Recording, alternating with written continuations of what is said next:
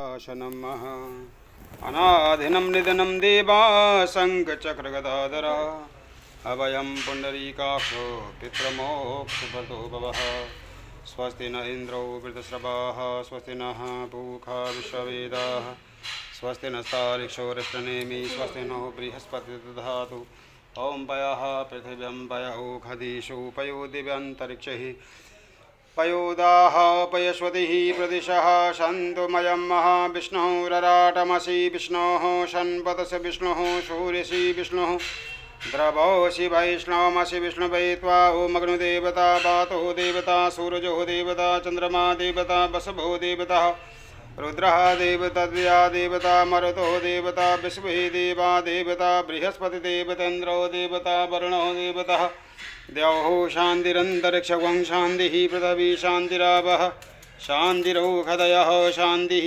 वनस्पतयः शान्तिर्विश्वे देवाः शान्ति ब्रह्म शान्तिः सर्वगं शान्तिः शान्तिरेव शान्तिः श्यामा शान्तिरिति भगवान् विष्णवे नमः। ध्यानायं समर्पयामि महासंकल्पः नारायणाय नमः। संकल्प लीजिएगा। हरि ओम। ओम भगवते शाम श्री विष्णवे नमः। बोलिए ओम विष्णु विष्णु विष्णु नमः परमात्मने श्री प्राण पुरुषोत्तमाय विष्णु के वर्तमान से व्यवस्थान्तरिके कलियुगे कलिप्रथम चरणे जम्बूद्वीपे भारतखंडे भारतवर्षे आर्यवतान्तर्गत श्रीमान विष्णु प्रजापति क्षेत्र बोधानां संवत्सरो विश्वगुणासी मासानामासो तमे मासेयां च भगवतीशां नारायण प्रीत्यार्थे च भगवतीशामहं धन्वार्कपोगपति मासेयामहं भगवतीशां शुक्लपक्षे नारायण प्रीत्यार्थे च भगवतीशां श्री नारायण प्रीत्यार्थे च भगवतीशामहं भगवतीशामः नारायण प्रीत्यार्थे च भगवतीशामहं शुक्लपक्षे भगवतीशां त्रयोदश्यां तीसो गोत्रोत्पन्नः अम्बरीश गोत्रोत्पन्नः श्रीमान धर्ममूर्ति धर्मतार गंगा जल शीतल तुलसी जल निर्मल श्रीमान श्री रजनीश कुमार जी वामांग धर्मपत्नी लक्ष्मी स्वरूपिणी देवी श्रीमती अलका शर्मा गोत्रोत्पन्नः अम्बरीश गोत्रोत्पन्नः सपरिवारस्य आयुकर्ता क्षेमकर्ता शांतिकर्ता पूज्य माता पिता के चरणों का स्मरण करते हुए आपकी जीवित अवस्था में जितना हमसे हो सका है मनसा वाचा कर्म से हमने आपकी सेवा भाव की और उस सेवा भाव का जो फल होगा वो पुण्य फल वो हमको और हमारे बच्चों को प्राप्त हो, हम स्वस्थ रहें और निरंतर आगे बढ़ते रहें। पूज्य स्वर्गीय मो पिताजी का नाम स्वर्गीय श्री ईश्वरचंद शर्मा जी गोत्रोत्पन्न अम्बरीश गोत्रोत्पन्नम सदगति प्राप्त्यार्थी च भगवती ब्रह्मलोक लोक सिद्ध्यार्थी च भगवती श्यामहम यजमान से रजनीश कुमार जी कनिष्ठ भ्रातायाम श्रीमान मनोज कुमार शर्मा धर्मपत्नी श्रीमती मोहिनी शर्मा सब बालक बालिकायाम सानिध्य और समक्ष नामनी बालक सांगा सपरिवार सहितायाम संपूर्ण पुण्य फल पर्याप्त गरुड़ पुराण श्रवण क्रमांगत मोक्ष फल प्राप्ति के लिए गरुड़ पुराण श्रवण किया जाता है।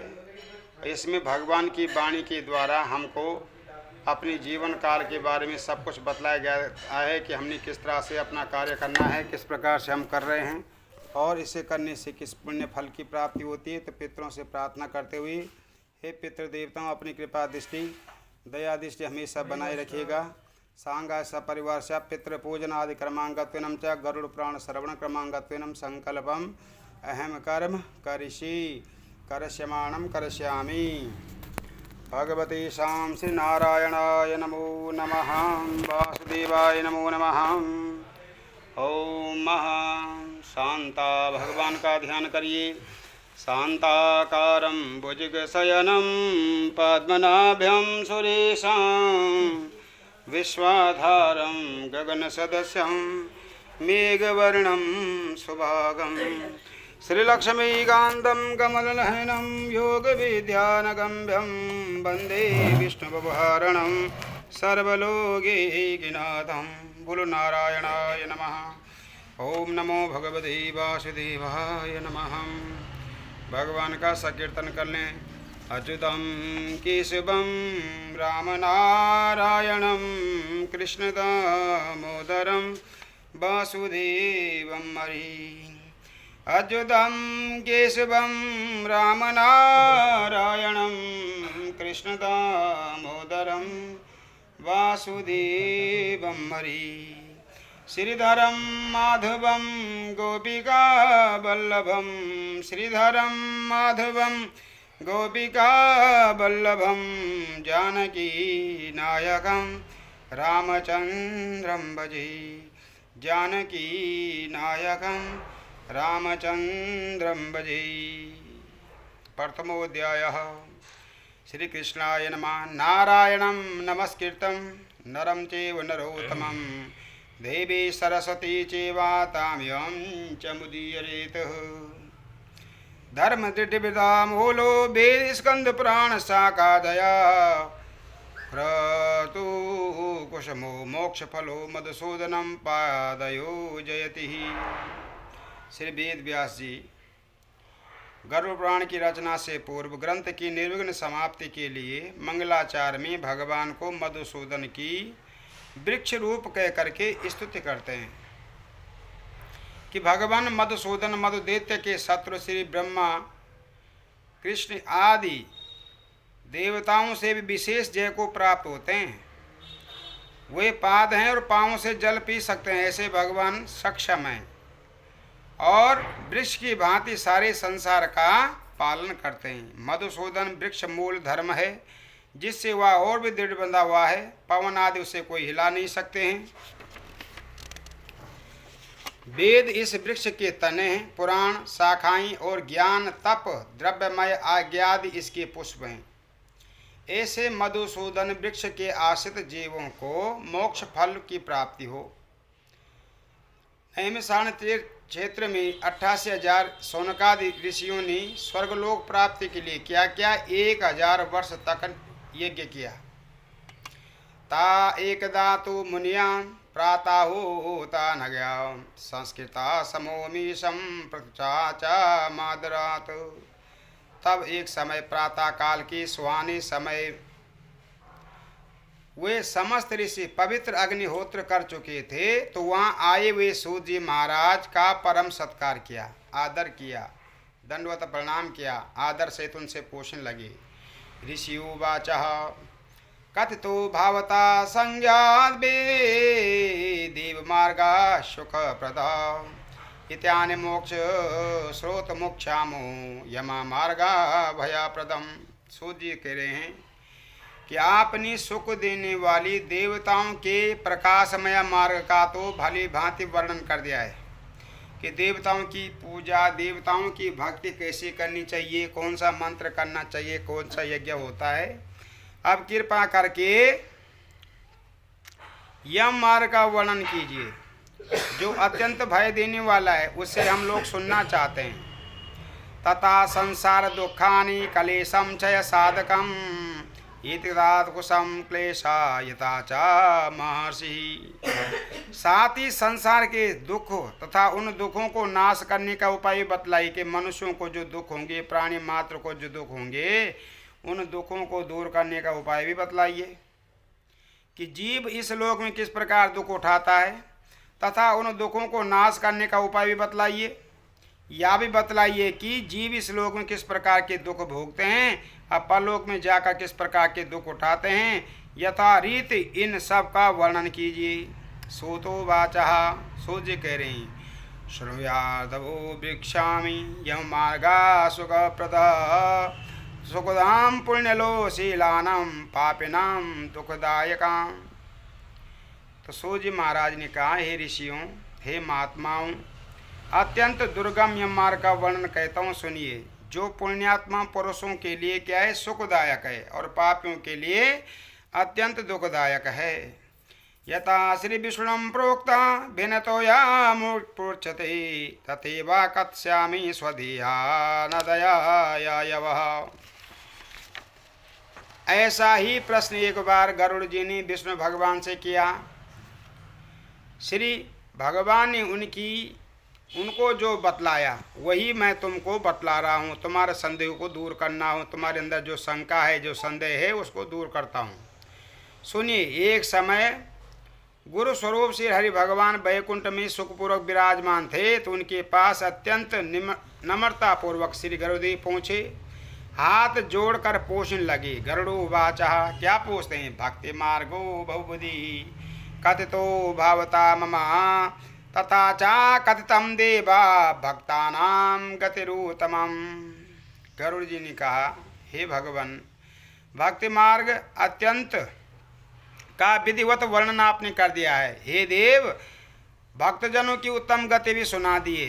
अब मैं महाभयानक यम मार्ग में, जब मनुष्य यह संसार छोड़ के जाता है तो फिर यम मार्ग में उसको किस प्रकार के सुख दुख उठाने पड़ते हैं वह सुनना चाहता हूँ। और जो भगवान के विमुख रहता है, भगवान और ब्राह्मणों के विमुख जो रहता है, उन जीवों का जो गमन होता है और उनको जो दुख होता है उनके बारे में जानना चाहता हूँ। सुगमम भगवान जीवा चा वार्त वार्तनी यदापि नरका यान्ति त्रिगास्तो नराधमम। हे प्रभु, आपका नाम जप अत्यंत सुगम है, क्योंकि नाम लेने वाले प्राणी जो आपके अधीन हैं और फिर यम मार्ग से बचने वाले अनेक नामों को जो नराधम नहीं लेते हैं, जो भगवान का नाम नहीं लेते हैं, भगवान का ध्यान नहीं करते हैं, वे नरक में पड़ते हैं। ऐसे पुरुषों को बारंबार धिक्कार है, क्योंकि मनुष्य जन्म ही सदकर्म के लिए हुआ है, पुण्य कर्मों के लिए हुआ है। इस कारण हे भगवान, पापियों की जो गति होती है और यम मार्ग में पापात्माओं को जिस प्रकार के दुख उठाने पड़ते हैं, अब उनको कृपा करके सुनाइए। श्री भगवानो वाचा, भगवान जी कह रहे हैं, वक्षे यम शुणु पक्षेन्द्र यम मार्गा चयेन ये नरके पापिनो यान्ति शुणु यान्ति भीदम।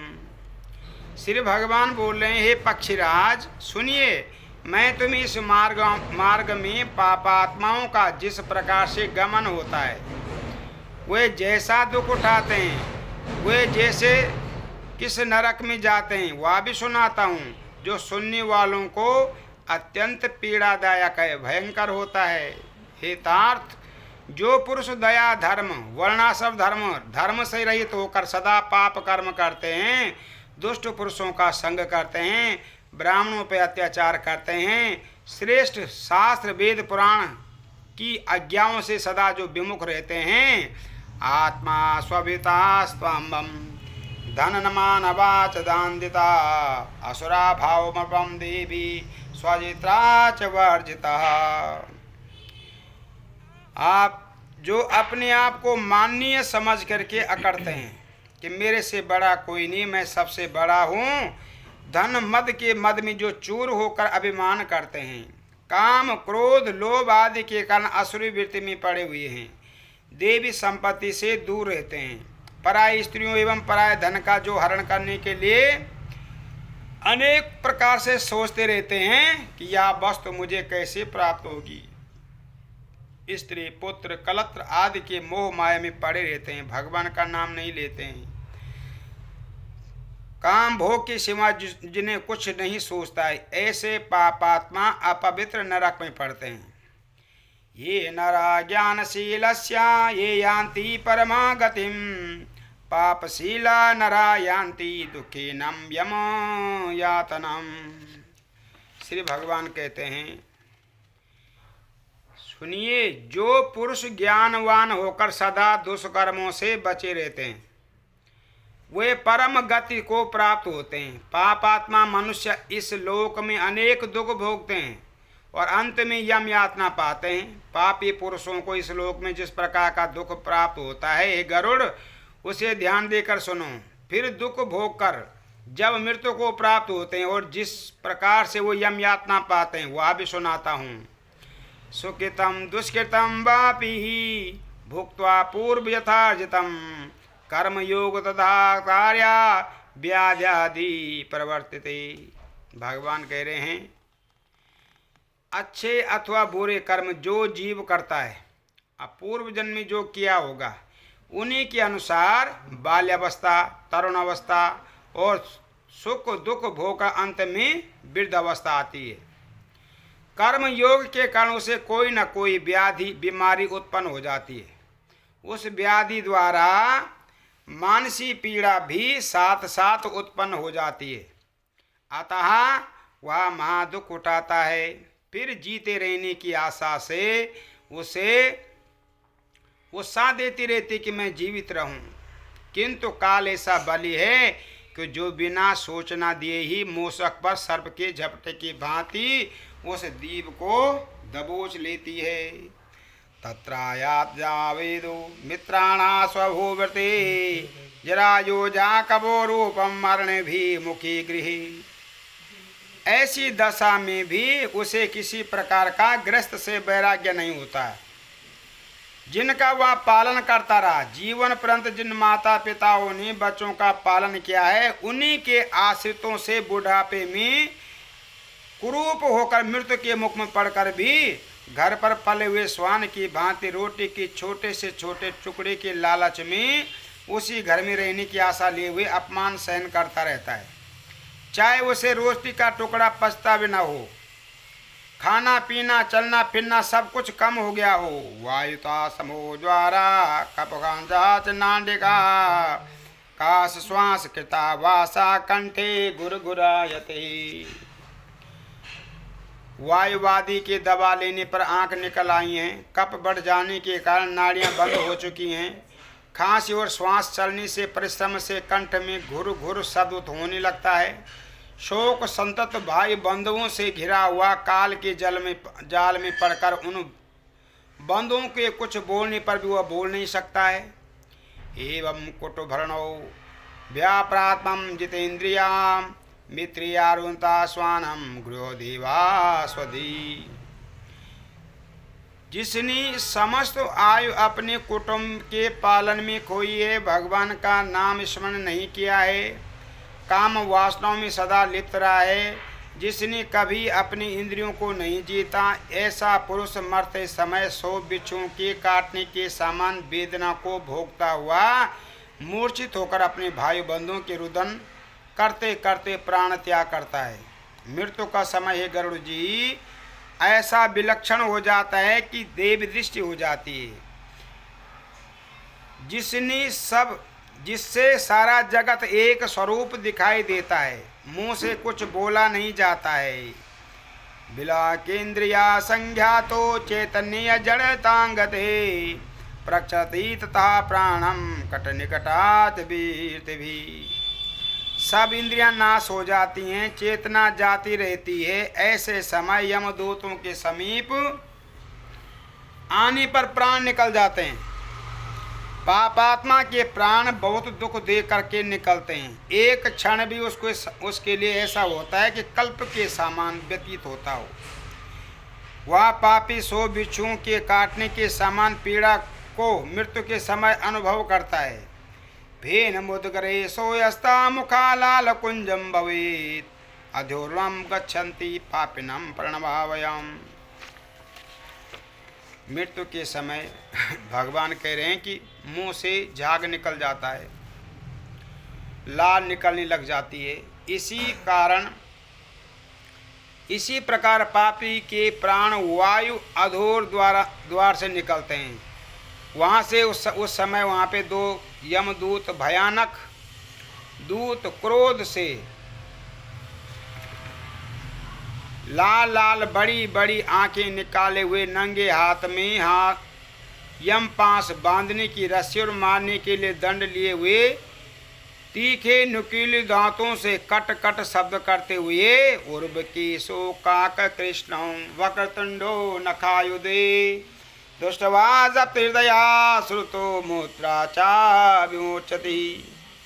लंबे लंबे ऊंचे उठे हुए बालों वाले काक पक्षियों के समान अत्यंत काले कुरूप टेढ़े मेढ़े मुंह वाले, हाथ पैरों में बड़े बड़े नुकीले नाखूनों को हथियार की भांति दिखाकर डराते हुए आ जाते हैं। उन्हें देखकर पापात्मा के दुखी हृदय में अत्यंत डर लग जाता है और डर के कारण पेशाब निकल जाता है। उस समय अंगूठे के समान जीव हाहाकार करता हुआ जो ही शरीर से निकलता है, झट से यमदूत उसे पकड़ लेते हैं। यदि वो अपने घर और भाइयों को और इस महादुख से छुटकारा दिलाने के लिए व्याकुल होकर देखता रहता है, किंतु उसे कोई छुड़ा नहीं सकता है। यातनम देय प्रयासा ध्वाता गले बलाच नर्थयोदस्मा स्वानम दंडया राज भटयथ। इस प्रकार इस लोक के दुखों का वर्णन करके अब उन पापात्माओं को परलोक का दुख का वर्णन कराते हैं। तब उस पापी जीव को यमदूत ताड़ना देते हुए उसे यम यातना भोगने योग्य शरीर मिल जाता है, जिसमें वह प्रवेश करते झट यमदूत उसे बलपूर्वक बांध लेते हैं, हाथ में पांस लेकर ले चल पड़ते हैं, दंड से उसे खूब पीटते हैं, राजपुरुष सिपाहियों की भांति उसे ले जाते हैं। मार्ग में उसको थक जाने का कोई स्थान नहीं है, न उनको कोई चिंता होती है, उसे खूब पीटते हैं और नरकों के तीव्र द्रवण दुखों का वर्णन करते हुए घसीटते हुए ले जाते हैं।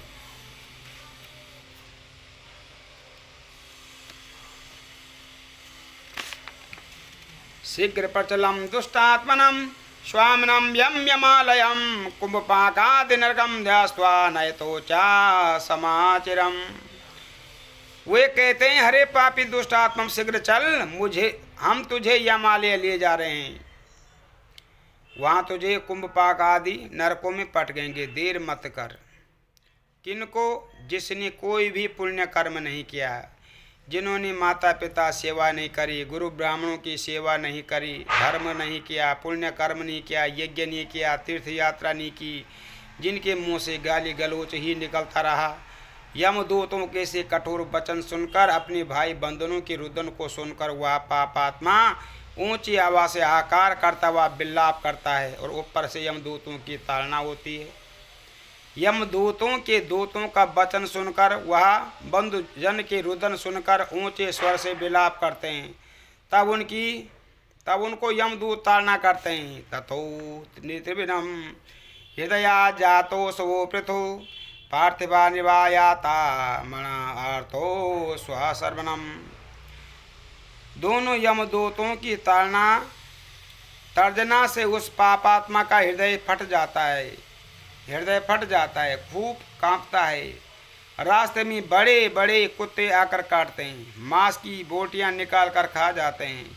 तब वह पापी अत्यंत दुखी होकर पहले किए हुए पापों को याद करता है कि मैंने दुर्लभ मनुष्य जन्म मुझे मिला था, लेकिन कोई भी पुण्य कर्म नहीं किया, कोई शुभ कर्म नहीं किया। भूख प्यास अत्यंत व्याकुल हो जाता है। ऊपर से सूर्य की तीक्ष्ण किरणें वहाँ पड़ती हैं, अधिक गर्मी पड़ती है, साधारण से भी 100 गुना अधिक गर्मी पड़ती है। मार्ग में अग्नि के समान बालू जहाँ तहाँ पड़ी हुई है, पैरों को जलाती है। वह अत्यंत कष्ट पाता हुआ चलता है, पीठ पर चाबुक पड़ते हैं। मार्ग में न विश्राम लेने का स्थान है, न वहाँ कहीं जल दिखाई देता है। तत्र तत्र प्राश्रांतो मूर्छिता पुनरोस्थिता यथा पापी यसा निशा तथा मासा यथा धनम। कदम कदम पे गिर पड़ता है, कदम कदम पर मूर्छित हो जाता है, फिर उठ खड़ा होता है। इस प्रकार उस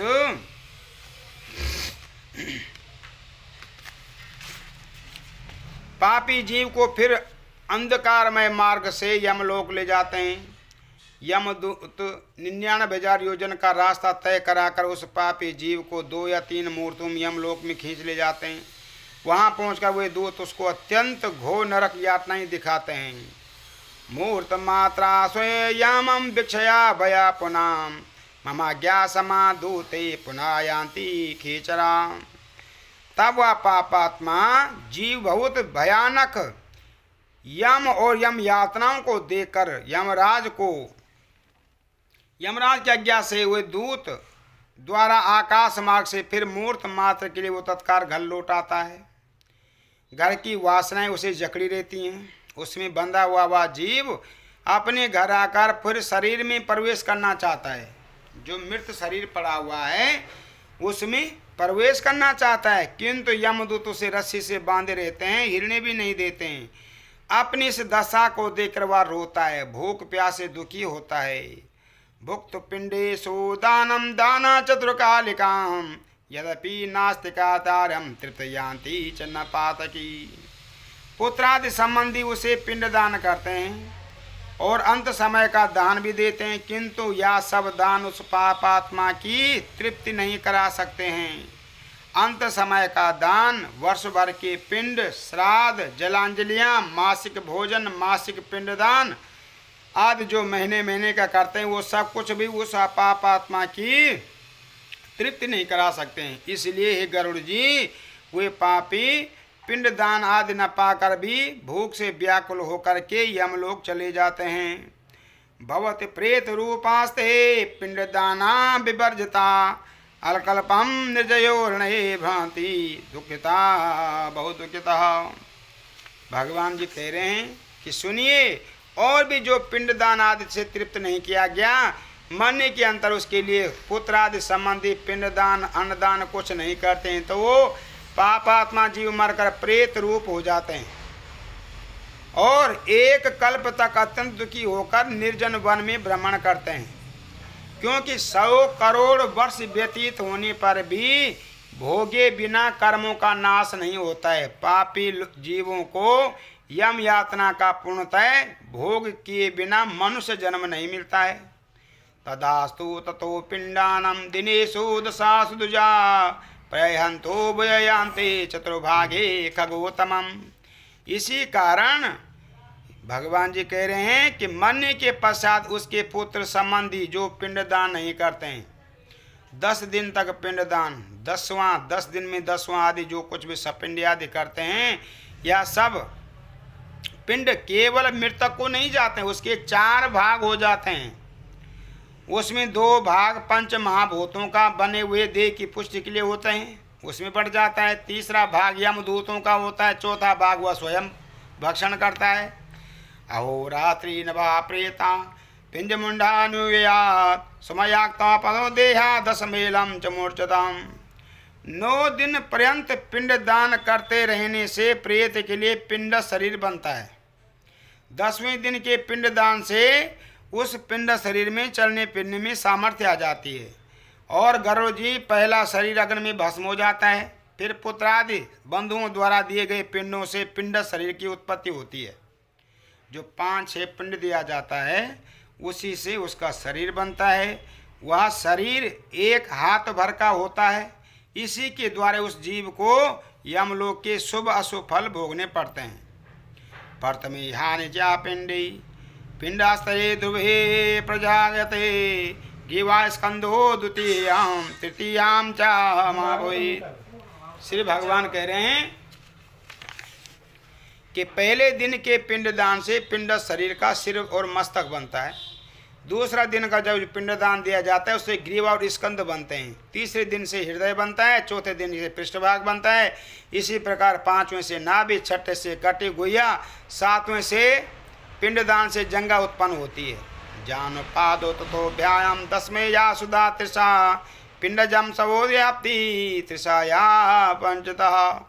8वें दिन के पिंडदान से जान होते हैं। 9वें दिन के पिंडदान करने से पांव बनते हैं। 10वें दिन के पिंडदान से भूख तृष्णा उत्पन्न होती है। इस पश्चात पिंड देह को पाकर वह भूख प्यास युक्त 11, 11वें दिन के और 12वें दिन के पिंडों को भोगता है। त्रियोवस्था व्याप्रेतो यथा चायम किंकरे तमसायासो या तम गृहत्वम मम मर्कटः। इसके अंतर वह प्रेत 13वें दिन बंधे हुए बंदर की भांति भाई बंधुओं के बंदर की भांति बंधा हुआ यमदूतों के साथ अकेला यम मार्ग में यमलोक को जाता है। हे गरुड़ जी, या यमलोक का मार्ग का वर्णन सुनिए। यम मार्ग बैतरणी नदी छोड़ करके 86,000 योजन का है। अनामी वो प्रेतो योजनाम दादुगम यत्रासा समासप्ता दिशारा त्रेण गच्छति। वह प्रेत 200 योजन के हिसाब से प्रतिदिन चलता है। इस प्रकार 43 दिन में यमलोक पहुंचता है। मार्ग में 16 पुरी पार करके पातकी धनराज के भवन में जाता है। सौम्यापुर नागेंद्र भवनम गंधर्भो 16 ग्रामो कौंच कुरपुर विचित्र भवनम वर्षपदा दुकादयम। इन 16 पुरियों के नाम ने भगवान ने बताए हैं कि ये जो 16 पुरी हैं इनको पार करके यमपुरी जाना पड़ता है। सौम्य सौम्यपुर, नागेंद्र भवन, गंधर्व शैलग्राम, कौशपुर, कुरपुर, विचित्र भवन, बहप्राद, दुखखद, नानाक्रंद, सुप्त भवन, पयुषण, शीतधाय, बहुभांति, यमपुरी, इन 16 पुरियों को पार करके जाना पड़ता है। मार्ग में पापात्मा यमदूतों द्वारा यम पासों में बंधा हुआ हकार करता है और अपने घर को छोड़कर इसी प्रकार होते होते यमपुरी पहुंचता है। तो भगवान कहते हैं कि दुर्लभ मनुष्य जन्म मिला है, इसका सत्कर्म करिए, पुण्य कर्म करिए और यम मार्ग के बचने का उपाय करिए, क्योंकि जिसकी जन्म हुआ है उसकी मृत्यु भी निश्चित है। इसलिए धर्म कर्म करिए, शुभ कर्म करिए। द्वितीय अध्याय गरुड़वाचा। दूसरे अध्याय में भगवान जी से प्रश्न किया गया है गरुड़ जी द्वारा कि दर्शी यमलोकस्य पंथा भवन्ति दुःखदा यान्ति यथा पापास्मै कथया केशवा। गरुड़ जी बोले, हे भगवान, हे प्रभु, यमलोक का मार्ग कितना दुखदायी होता है, जिस पर चलकर पापी जन यमलोक पहुँचते हैं। तो श्री भगवान जी बोलते हैं कि हे गरुड़ जी सुनिए, यमलोक का मार्ग अत्यंत दुखदायी होता है। मैं तुम्हें बतलाता हूँ, तुम मेरा भक्त है, सुन करके काँप उठेगा। वृक्ष छाया न तत्रास्ति यत्राचा विषमते नरा यानी मार्गे च यानम येन प्रयाण समुदरे। यह मार्ग ऐसा कठोर है जिसमें मनुष्यों को विश्राम करने का कोई स्थान ही नहीं है, किसी वृक्ष की छाया भी नहीं है और न वहाँ प्राणों के पोषणार्थ कुछ अन्न मिलता, कुछ नहीं मिलता है। वहाँ जल भी नहीं मिलता है, कहीं दिखाई भी नहीं देता है जिससे प्यास बुझाई जा सके। और वहाँ 12 सूर्य इस प्रकार से प्रलय के समान तपते हैं। तस्मिन् गच्छन्ति पापात्मं शीतवासेन पीड़िता कटाक्षा च वितो वापी उदा जाता माँ विषे। वहाँ जाते समय अतिशय वायु द्वारा पापात्मा अत्यंत पीड़ित होता है। मार्ग में कांटे बिछे रहते हैं जिसमें पापी बिग जाता है। कहीं महाविषधारी सर्प आकर उसको लपेट लेते हैं और कहीं बड़े बड़े सिंह, व्याघ्र और श्वान आकर उसकी मांस की बोटियां निकाल लेते हैं। तो कहीं बड़े बड़े वृक्ष काट जाते हैं, कहीं पर वन में भड़कती हुई द्वादग्नि, वन की अग्नि उसे जला देती है। तथा क्वचा समामोरा मासी प्रेता महात योजनम शास्त्रातम चाया चा समवृता। श्री भगवान कह रहे हैं कि सुनिए, अंत समय में माता पिता के निमित्त भी गरुड़ पुराण ही श्रेष्ठ है। गरुड़ पुराण जिसने सुन लिया है तो माता पिता को निश्चित रूप से मोक्ष की प्राप्ति होती है। बिना गरुड़ पुराण के माता पिता को मोक्ष कैसे हो सकता है, क्योंकि इसमें संस्कृत मंत्रों के द्वारा मनुष्य के जन्म से लेकर मृत्यु के बीच में सारा वृत्तांत दिया गया है। इसलिए श्रद्धा भाव से गरुड़ पुराण अवश्य श्रवण करना चाहिए। आगे चलकर वह महाघोर अत्यंत विहार वन है जहाँ 2000 योजन लंबा चौड़ा है। वृक्षों के पत्ते तलवार की तरह पहने हैं। उस वन में बड़ी बड़ी चोंच वाले काक, उल्लुक, बट, गीत आदि भयानक पक्षी हैं। 2 मुख वाली मधुमक्खियाँ वहाँ उड़ती हुई पापात्मा को काटती हैं। वह वन की अग्नि से जलता है, तलवार के पत्तों द्वारा प्रेत छिन्न भिन्न हो जाता है।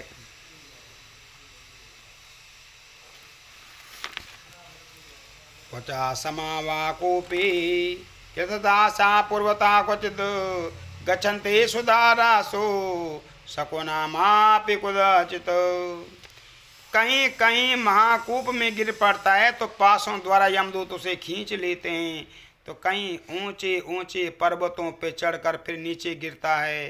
कहीं तीक्ष्ण शास्त्रों पर, कहीं अंकुशों पर चलना पड़ता है। कहीं अंधकार भयानक नरक में फिसल पड़ता है। कहीं पानी में गिर पड़ता है, कहीं भारी कीचड़ में जा गिरता है, कहीं अति उबले हुए कीचड़ में गिर पड़ता है। सप्ताह वा स्वाकिरणे द्वसामाग्रहे कदाचिता कदाया समो महा कोपकुले कदाचिता।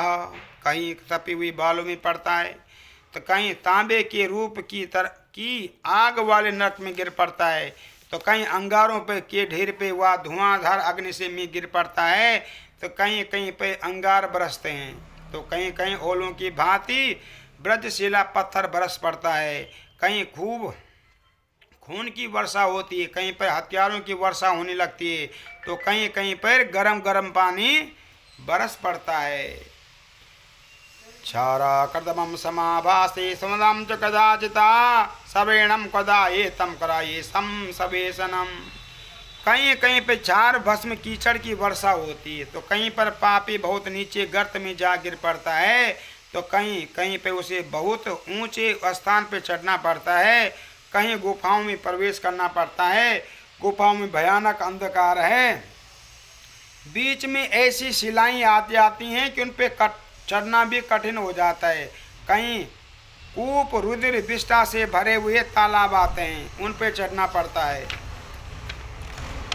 मार्ग मध्या बहु योग्या घोरा भैतरणी नदी तुष्टवा दुखदायावम यस्याचा वर्ता वहावयम। इस प्रकार चलते चलते मार्ग के मध्य में अत्यंत दुखदायी, जिसका वृतांत सुनकर शरीर कांप उठता है, ऐसी एक नदी है जिसका नाम है गरुड़ जी बैतरणी नदी है। उसे देखकर अत्यंत दुख होता है। वह 100 योजन विस्तार वाली है, उसमें पूर्व रुद्र बहता है, उसके तट पर हड्डियों के ढेर लगे हुए हैं, किनारों पर मांसदार रुद्र के कीचड़ हैं।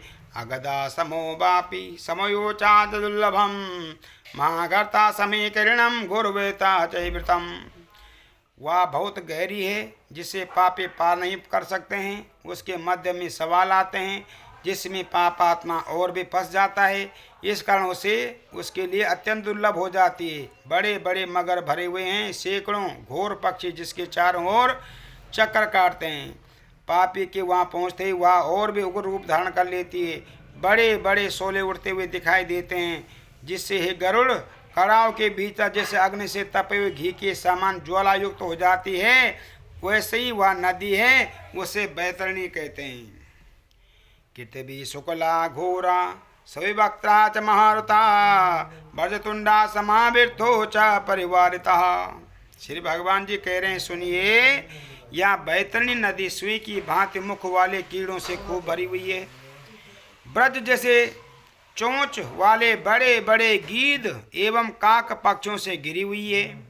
उस नदी में शिशुमार, जोलक, बड़े बड़े मत्स्य, कछुए आदि अनेक जल जीव मुंह खोले फिरा करते हैं।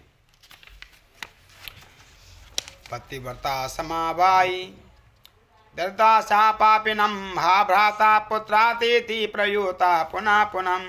जो ही जीव पापी जीव उसमें पड़ता है, तो ही हाहाकार करके चिल्ला उठते हैं, हाय भ्राता, हाय पुत्र, हाय पिता। इस प्रकार दीनता पूर्वक वचन बोलते हैं।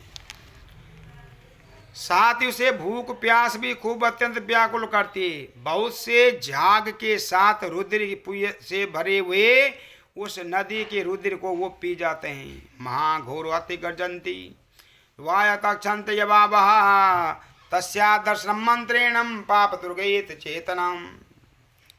तो श्री भगवान कहते हैं कि वह नदी अत्यंत विकराल है, खूब गर्जना करती है। अत्यंत भयानक होने के कारण उसे देख पाना भी अत्यंत कठिन होता है।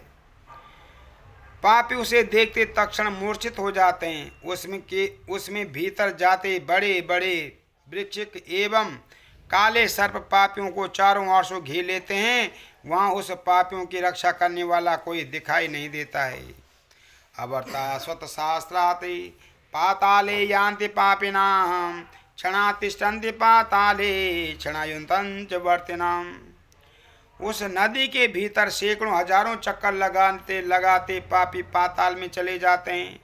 क्षण भर वहाँ रहकर फिर ऊपर आ जाते हैं। हे पक्षीराज, ऐसी नदी केवल पापियों के निमित्त ही निर्मित की गई है, जिसका पार नहीं दिखाई देता, वह बहुत दुखदायक है। एवं बहुविधु क्लेशो यमा मार्गेत दुखेत क्लेशांतो समायस्या दुखितम यान्ति पापिनां। श्री भगवान जी कहते हैं, हे गरुड़ जी, इस प्रकार पापी जन अत्यंत दुखदायी अनेक प्रकार के कलेशदायक मार्ग पर चिल्लाते रोते हुए अत्यंत दुखित होकर चलते हैं। कुछ पासों में बंधे हुए हैं, अंकुशों द्वारा खींचकर चलाए हुए, पीठ पर तीखे शास्त्रों से बिग देने वाले अस्त्र चलाए जाते हैं। नासाग्रा पास कंठस्या कर्णपस्योस्ता परे काल पासे कृष्णामाणम काकृष्णाम परे।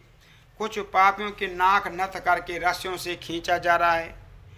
किसी के कानों में रस्सी बांध करके यमदूत खींच कर ले जाते हैं। यथा काल पासों के और बड़े बड़े काक पक्षियों द्वारा खींचा हुआ चल रहा होता है।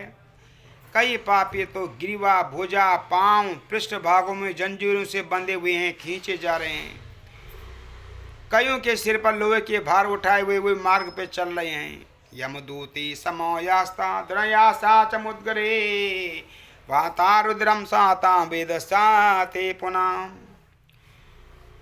बहुत से पापियों को यमदूत मुद्गरों से इतना मारते, इतना पीटते हैं कि मुख से खून निकल जाता है। फिर उसी खून को वो फिर भक्षण कर जाते हैं। इसी प्रकार इन दुखों को पाकर हुए पापी अपने किए हुए कुकर्मों को सोचते हैं कि हमें अत्यंत दुर्लभ मनुष्य जन्म मिला था, हमने कुकर्म किए, हमने अभिमान किया, हमने अहंकार किया, और उन्हीं की आर्थिक और उन्हें अधिक ग्वालनी होती है। रोते हैं, चिल्लाते हैं, दुख उठाते हैं, यमलोक पहुँचते हैं। तदा पिता वर्ज मार्गी पुत्र पोता यदाबुहम अयेति समाया सामोच मंतति। इतनी दुखी होने पर भी यम मार्ग में हा पुत्र इत्यादि वचन बोलते हैं। वो मंद बुद्धि अपने किए हुए कुकर्मों का पश्चाताप भी करते हैं।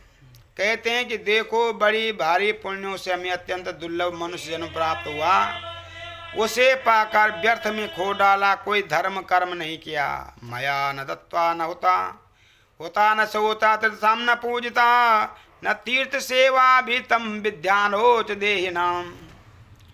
मनुष्य शरीर ही मुक्ति का साधन है और अपने मुक्ति का साधन ही मनुष्य उससे दूर हो जाता है। ऐसा उत्तम जन्म पाकर न कुछ दान किया, न अग्नि में होम किया, न तप किया और न देवताओं की पूजा करी, विधि एवं श्रद्धा पूर्वक किसी तीर्थ पर भी नहीं पहुँचे, न किसी साधु सज्जन ब्राह्मण की सेवा की। इसलिए हे जीव, अपने किए हुए कर्मों का फल भोगो, तुम्हारा निस्तारण कैसे हो।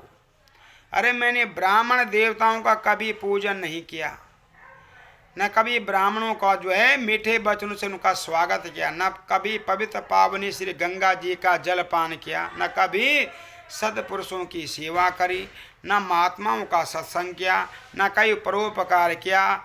और हे देवमानी, तू अपनी किए हुए कर्म का फल भोग। जलाशयो समादेहि निर्जलम मनुष्या हे तो पशु पक्षी हे तवे। पार्थिक मनुष्यों के लिए, पशु पक्षियों के लिए जल रहित स्थान पर कोई जल का तालाब, वापी अथवा कुआं आदि का निर्माण नहीं करवाया। गो ब्राह्मणों की आजीविका के लिए किंचित मात्र भी धन खर्च नहीं किया। इसलिए जीवात्मन, अब तू अपने किए हुए कर्म का फल भोग। नित्य यथाशक्ति गृहस्थ का कर्तव्य होता है कि यथाशक्ति अन्नदान प्रतिदिन देना चाहिए। अन्नदान भी नहीं किया, गोदान भी नहीं किया, और गो के निमित्त तृप्ति चारा घास भी कुछ दान नहीं किया। दैनिक कार्यों में संध्या, ध्यान, जप, होम, हवन, स्वाध्याय, देव पूजन, वैश्य बलि कुछ नहीं किया। न वेद शास्त्र जानने वाले यथार्थ वचनों का पालन किया। कोई भी पुराण शास्त्र नहीं सुना, वेद शास्त्र जानने वाले ब्राह्मण की पूजा नहीं की। हे जीवात्मन, अपने किए कर्म का फल भोग।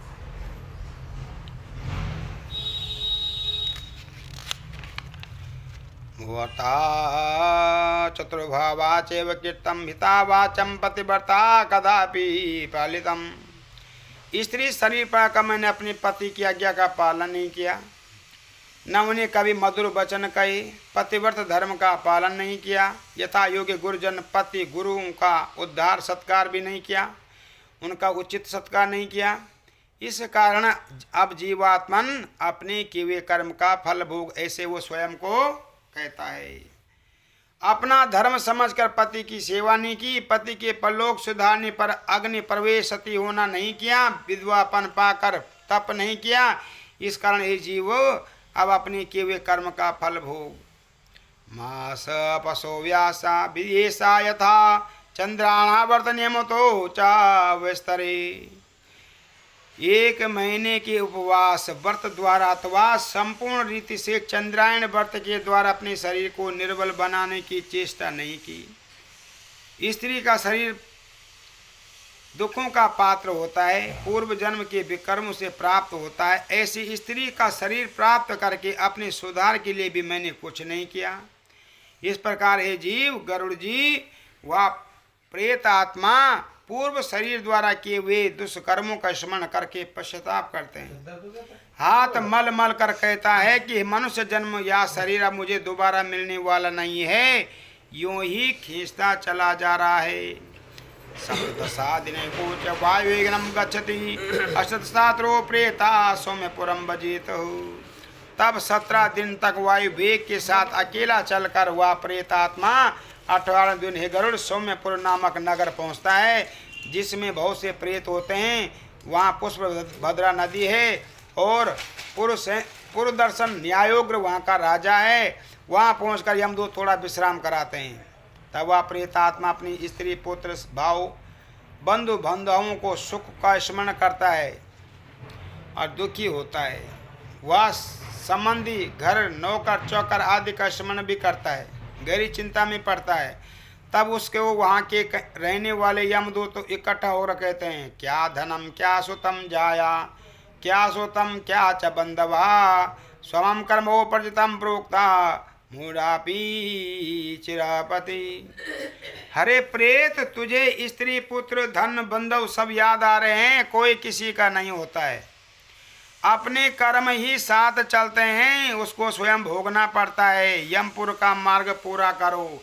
हे परलोक जाने वाले पार्थिक, तुम यमराज या यम के दूतों को नहीं जानते, उनके बल को नहीं जान समझते हो कि यमराज दंड नहीं देंगे। वे क्षमा करना तो जानते ही नहीं हैं।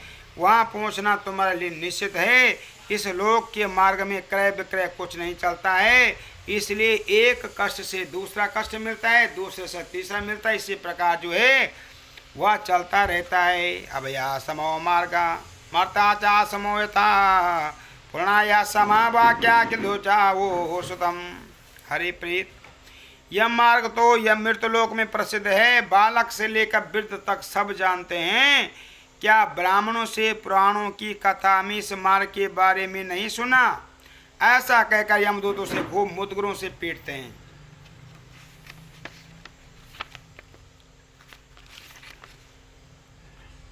उससे गिरते भागते रोते हुए बलपूर्वक खींचते हैं। अन्नदत्तास्तो पात्रे स्वदेहा कथा वहम मासिका समाशांति ना सौम्यपुरम ब्रजेत।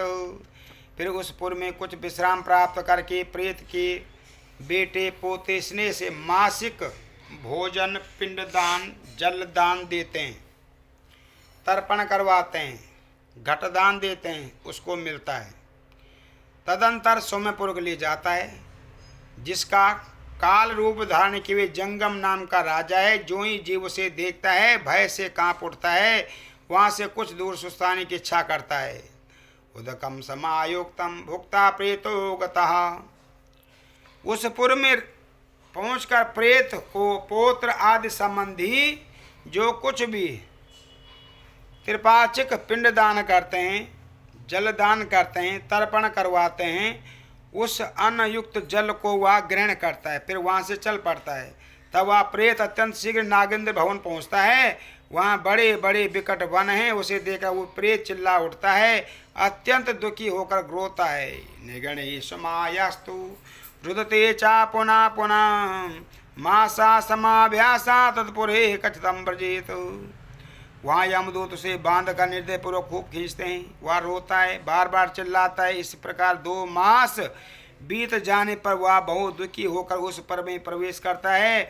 वहाँ बंधुओं द्वारा पिंडदान, जलदान, वस्त्रदान आदि प्राप्त करने के पश्चात यमदूत उसे आगे कर लेते हैं और उन्हीं पासों द्वारा खींच कर आगे चलते हैं। मासे तृतीयाग्रास्ते तृतीया गंधापूर्वम तृतीय मासिका पिंडम भुक्त सुदसम च संतति।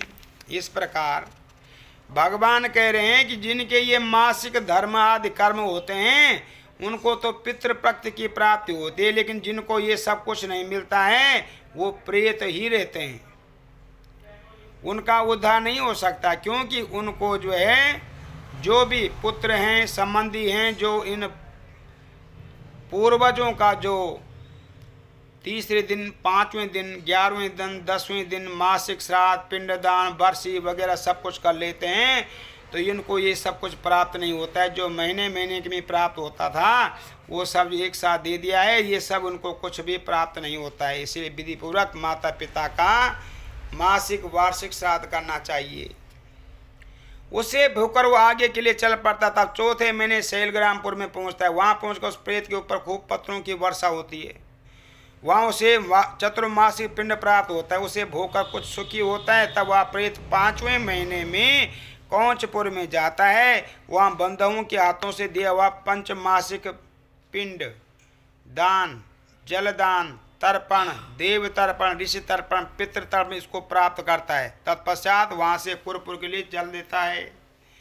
बंधवो समायास्तम सोनचा मासिकम भवेत तत्प्रदेन पिंडेनम घटयोनाम च संस्थिताम। तब उस प्रेत को 5.5 महीने में कुछ घट मासिक उसे कहते हैं, छमासी जिसे कहते हैं, उस छमासी में बंधुओं द्वारा दिए हुए घट सहित पिंड दान प्राप्त करके वह कुछ तृप्त होता है। छमासी के दिन घटदान से प्रेत को आधा मुहूर्त 1 घड़ी का विश्राम मिलता है। उसे पाकर फिर यमदूतों द्वारा चलने के लिए बाध्य होता है, सताया जाता है, कांपता हुआ है, अत्यंत दुखी होकर वहां से आगे चल देता है। पश्यति प्रचित्र भवनम विचित्र नाम पार्थिवा यमुना समो भ्राता यत्रा ग्रज्या प्रसति। भगवान कहते हैं विचित्र भवनपुर में यमराज के छोटे भाई विचित्र नाम के राजा करते हैं। वे बड़े मोटे शरीर वाले हैं, उन्हें देखते ही डर कर भागने लग जाता है। तब उसके सामने नदी पार करने वाले मला आकर कहते हैं वयाते समो मारम महाभैतरणी नदी नवया सा प्राप्तादिते पुण्य सिद्धसम। हे प्रेत, यह बैतरणी नदी है, इसको पार करने के लिए हम तुम्हारे लिए नाव लाए हैं। शास्त्रों के अनुसार, मुनियों के अनुसार, उनकी कथा के अनुसार दान करना, जिसके प्रभाव से आप बैतरणी नदी पार की जा सकती है। इसी से इसका नाम बैतरणी पड़ा। हम तुम्हें पार पहुंचाने के लिए नाव लाए हैं। यदि तुमने कुछ दान किया हो तो इस नाव के द्वारा हम तुम्हें पार करा देंगे। यदि त्वया प्राक्तम सोदाचा नेम पंसति अयायोति समासुत्वा देवा भासते। परंतु यह समझ लो कि यह नाव उसी को पार लगाती है जिसने गोदान किया हो। गोदान के बिना यह नाव किसी के पास नहीं जाती है, इसे सत्य समझ लो। मलाओं की बातें सुनकर प्रेत गोदान न करने के कारण उसे रो उठता है, हा देव पुकारने लग जाता है। उस समय प्रेत को देखकर नदी आग पर चढ़ाए हुए तेल की भांति उबलने लग जाती है।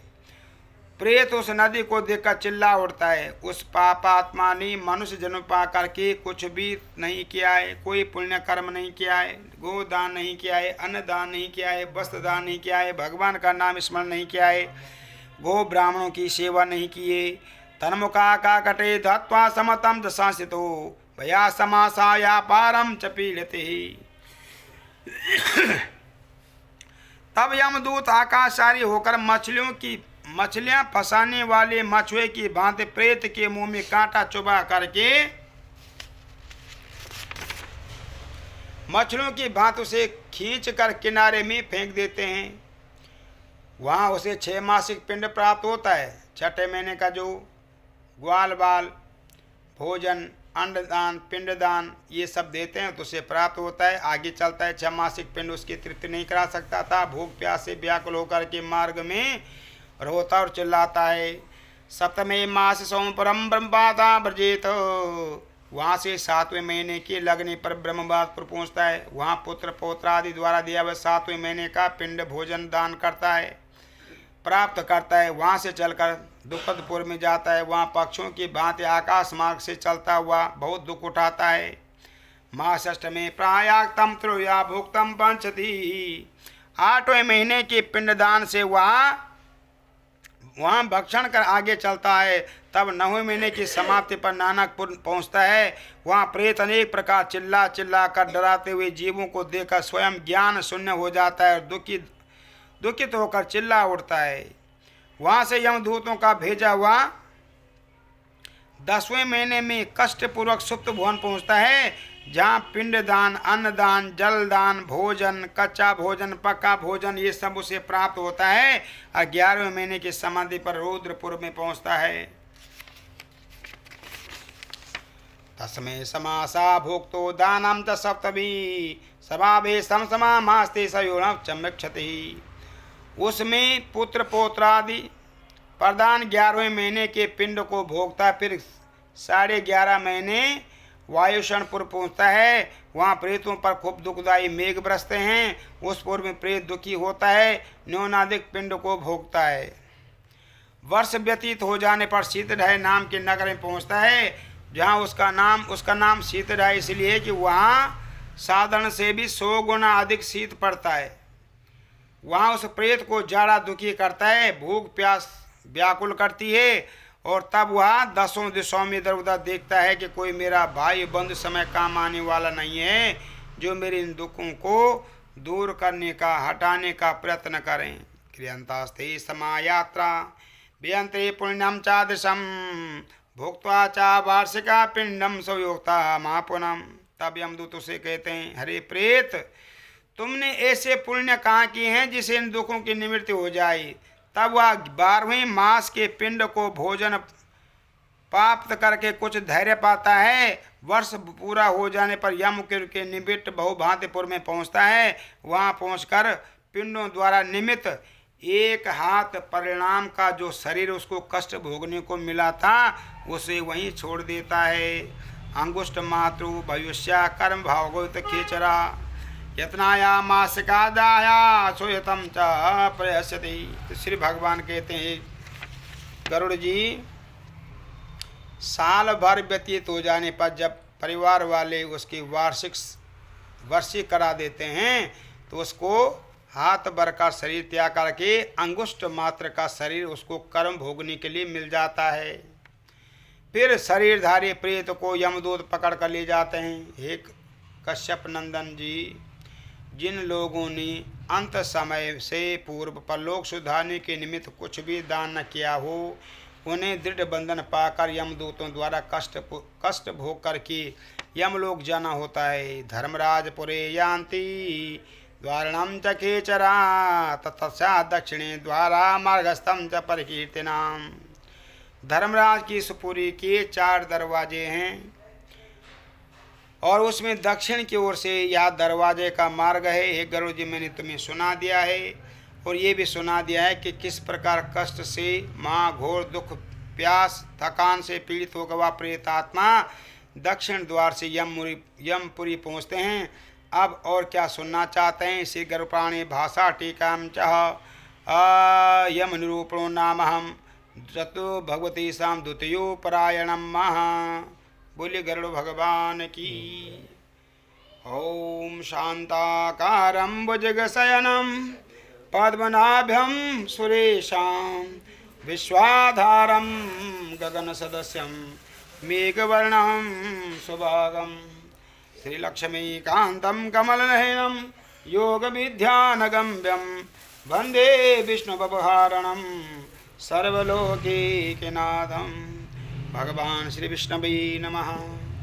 ओम श्री राम राम 1, श्री राम राम 2, श्री राम राम 3, श्री राम राम 4, श्री राम राम 5, श्री राम राम 6, श्री राम राम 7, श्री राम राम 8, श्री राम राम 9, श्री राम राम 10, श्री राम राम 11, श्री राम राम 12, श्री राम राम 13, श्री राम राम 15, श्री राम राम 16, श्री राम राम 17, श्री राम राम 19, श्री राम राम 20, श्री राम राम 21, श्री राम राम 22, श्री राम राम 23, श्री राम राम 25, श्री राम राम 26, श्री राम राम 27, श्री राम राम 28, श्री राम राम 29, श्री राम राम 30, श्री राम राम 31, श्री राम राम 32, श्री राम राम 34, श्री राम राम 35, श्री राम राम 36, श्री राम राम 37, श्री राम राम 39, श्री राम राम 40, श्री राम राम 41, श्री राम राम 42, श्री राम राम 44, श्री राम राम 45, श्री राम राम 46, श्री राम राम 47, श्री राम राम 48, श्री राम राम 49, श्री राम राम 51, श्री राम राम 52, श्री राम राम 53, श्री राम राम 54, श्री राम राम 55, श्री राम राम 57, श्री राम राम 58, श्री राम राम 59, श्री राम राम 60, श्री राम राम 61, श्री राम राम 62, श्री राम राम 64, श्री राम राम 65, श्री राम राम 66, श्री राम राम 67, श्री राम राम 69, श्री राम राम 70, श्री राम राम 71, श्री राम राम 72, श्री राम राम 73, श्री राम राम 75, श्री राम राम 76, श्री राम राम 77, श्री राम राम 79, श्री राम राम 80, श्री राम राम 81, श्री राम राम 83, श्री राम राम 84, श्री राम राम 85, श्री राम राम 86, श्री राम राम 87, श्री राम राम 88, श्री राम राम 90, श्री राम राम 91, श्री राम राम 92, श्री राम राम 94, श्री राम राम 95, श्री राम राम 96, श्री राम राम 97, श्री राम राम 99, श्री राम राम 100, श्री राम राम 1, श्री राम राम 2, श्री राम राम 3, श्री राम राम 5, श्री राम राम 6, श्री राम राम 7, श्री राम राम 5 बार गायत्री मंत्र बोलिए। ओम तस्य वितुर्वरेण्यं भर्गो देवस्य धीमहि धियो यो नः प्रचोदयात्। ओम वरेण्यं भर्गो देवस्य धीमहि धियो यो नः प्रचोदयात्। ओम भर्गो देवस्य धीमहि धियो यो नः प्रचोदयात्। ओम भर्गो देवस्य धीमहि धियो यो नः प्रचोदयात्। ओम भूर्भुवः भर्गो देवस्य धीमहि धियो यो नः प्रचोदयात्। ओम त्र्यंबकं यजामहे सुगंधिं पुष्टिवर्धनम् उर्वारुकमिव बन्धनात् मृत्योर्मोक्षीयमामृतात्। ओम द्योः शान्तिरन्तरिक्षगं शान्तिः पृथिवी शान्तिरापः शान्तिरौषधयः शान्तिः वनस्पतयः शान्तिर्विश्वे देवाः शान्ति ब्रह्म शान्तिः सर्वगं शान्तिः शान्तिरेव शान्तिः सामा शान्तिरेधि। ओम शान्तिः शान्तिः सर्वारिष शान्ति भवतु। बोलो गरुड़ भगवान की जय।